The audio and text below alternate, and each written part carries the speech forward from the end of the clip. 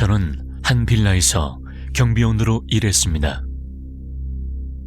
오사카에서 약간 떨어진 곳에 위치한 빌라였습니다. 한 층에 4가구씩 총 5층 높이에 20가구가 살 수 있는 아담한 빌라였습니다.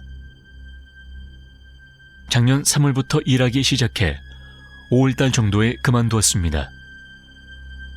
대략 1년 하고도 조금 더 일한 셈이었죠. 그 빌라는 3층 집에서 화분이 인도로 떨어진 사건을 제외하곤 지금까지도 그다지 큰 문제는 없었습니다.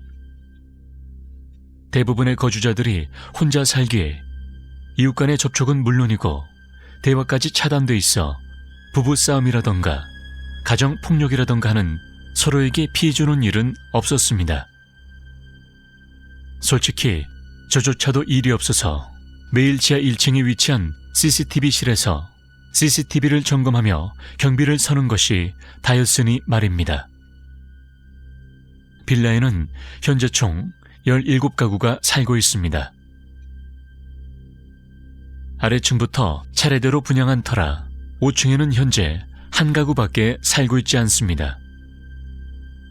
대략 20대 초반에서 30대 초반으로 보이는 남자인 것 같은데 그 남자를 이사할 때 빼곤 만난 적이 없지만 한눈에 그 남자가 정상이 아니라는 것을 깨달았습니다.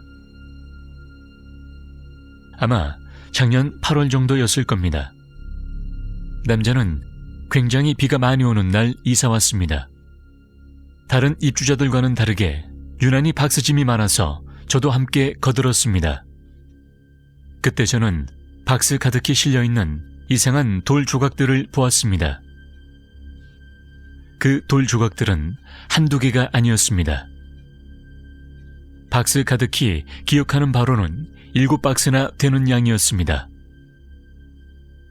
그렇게 많은 이상한 돌 조각을 본 것은 처음이라 집으로 돌아와서 그 돌 조각들에 대해서 조사를 해보았습니다.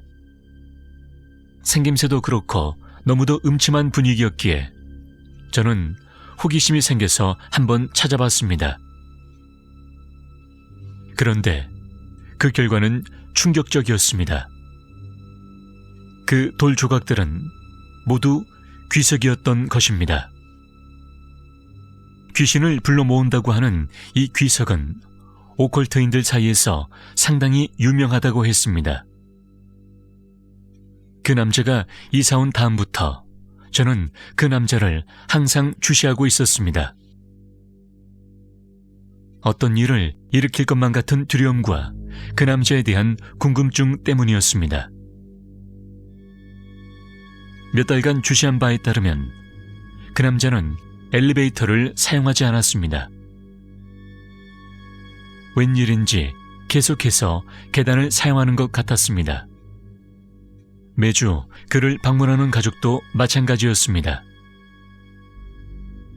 엘리베이터를 타고 집으로 올라는 같지만 계단을 타고 내려왔는지 내려가는 모습이 엘리베이터 CCTV에는 찍히지를 않았습니다.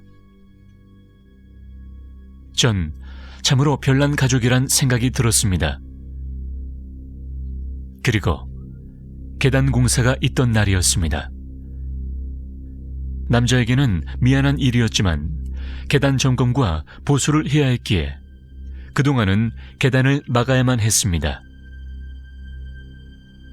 그리고 각 가정마다 당분간 금지된다는 통지문을 보내야 했기에 엘리베이터를 타고 각 층을 돌아다녔습니다.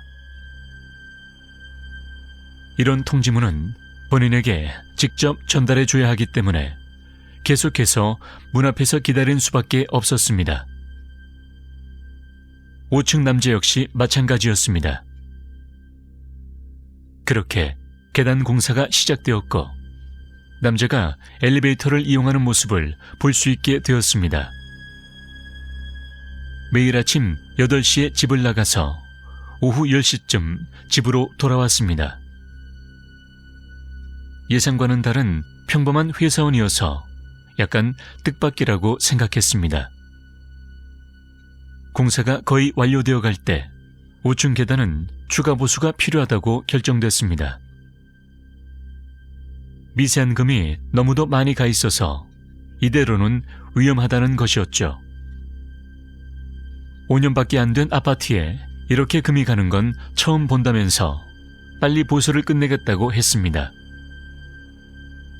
그렇게 공사가 시작되고 나서도 가족들은 계속해서 남자를 찾아왔습니다. 이때 저는 이상한 점을 포착하고 말았습니다. 그 이상한 점이 무엇인고 하니 가족들 중 누구도 집으로 돌아가지 않는다는 것이었습니다.